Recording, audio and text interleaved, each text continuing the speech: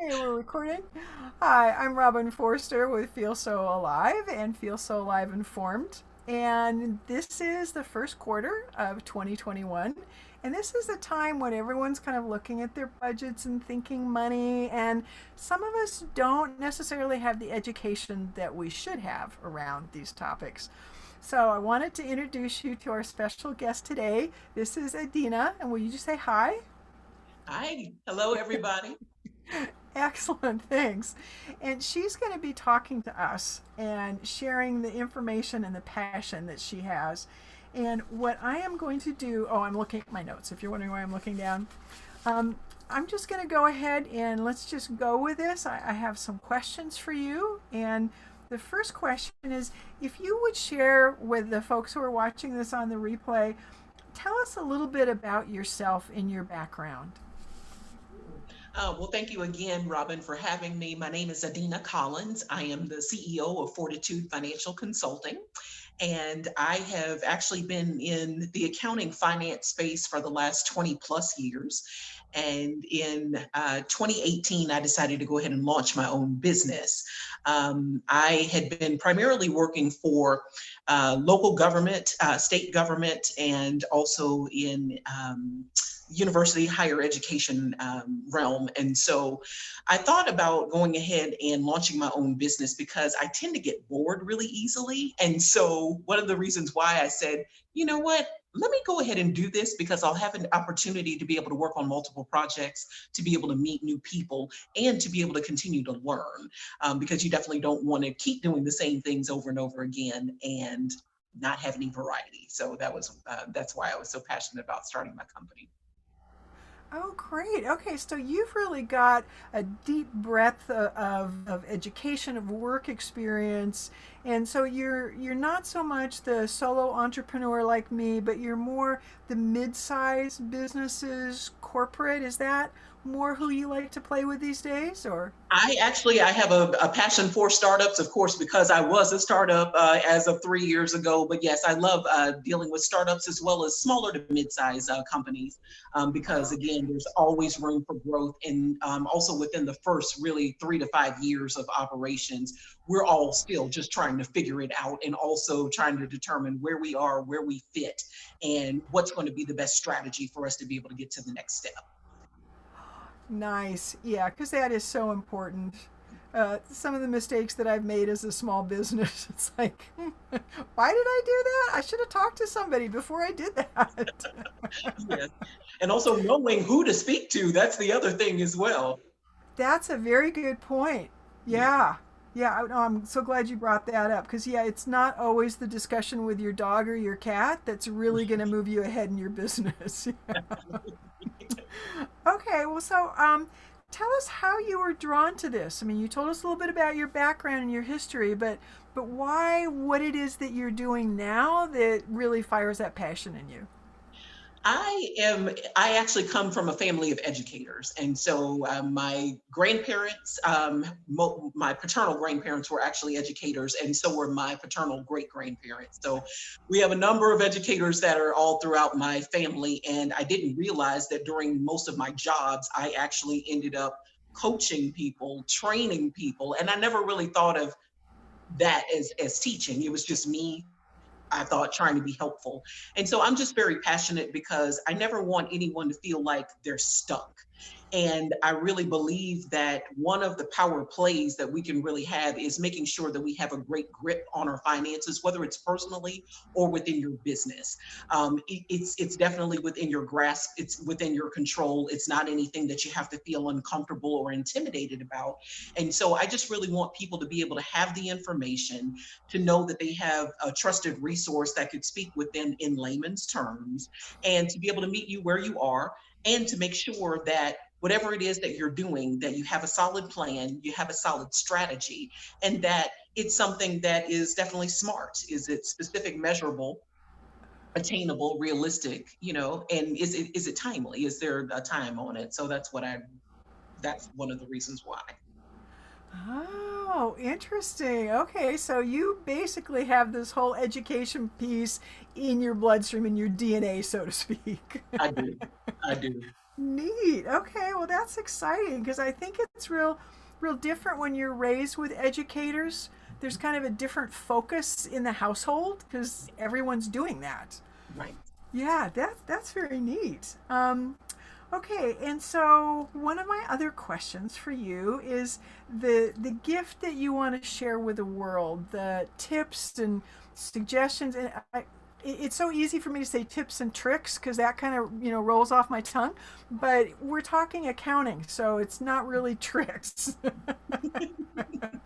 So, what are some things that you want to recommend to, both the startups that you were talking about that's a passion for you, and also those better established companies that maybe don't know they should be looking under here for this and they think they've found it there? And yeah.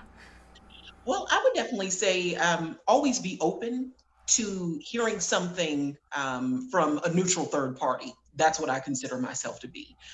So I am, although I do have an accounting background, I am a financial professional, so I can work with you, down in the weeds, or also look at bigger picture financial strategy. And so usually if someone's contacting me, it's more for the financial strategy, 10,000 square, 10,000 foot level.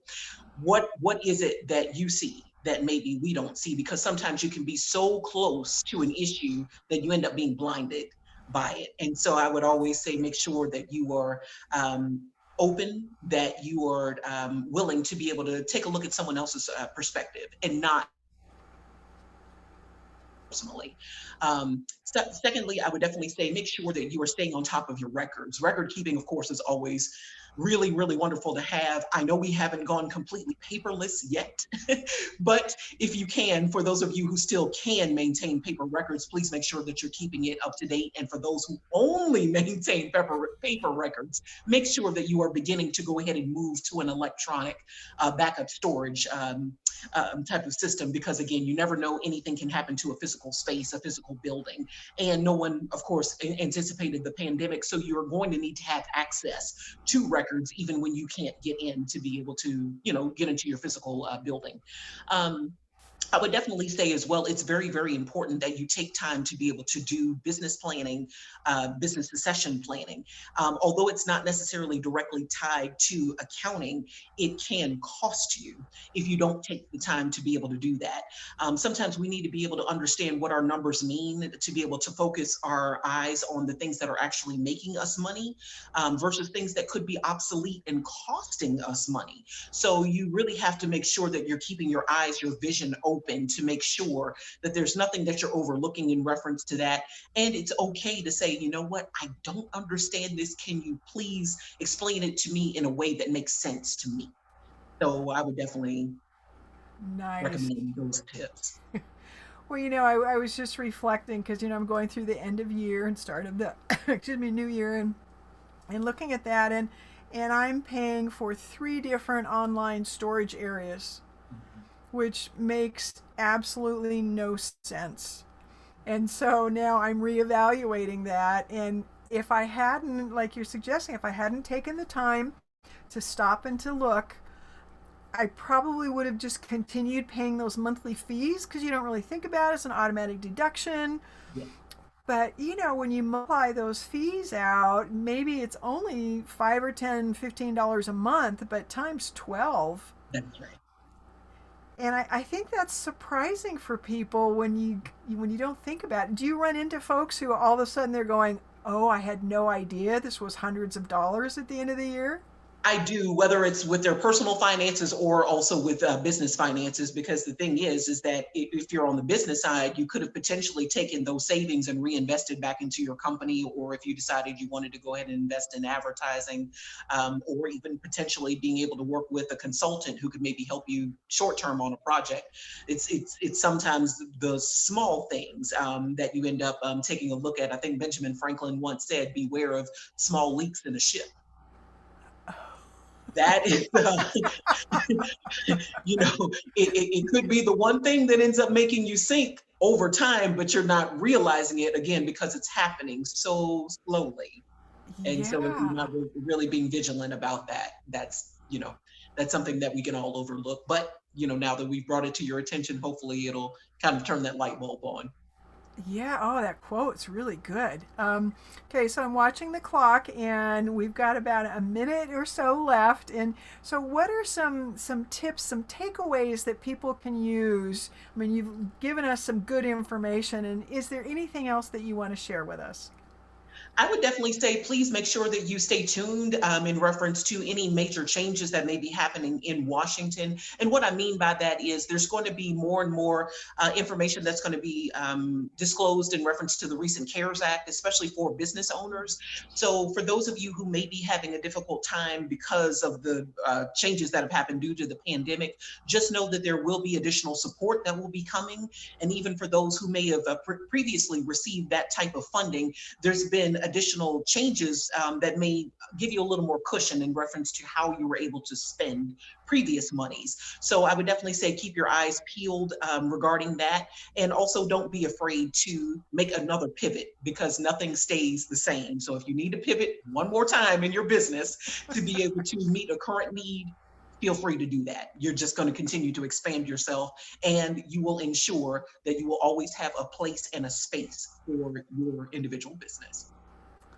Great. And then we're going to talk more about this in another interview, but do you want to tell everyone what you have coming out or going on? Sure. Well, you know what? Finance guys are not all boring.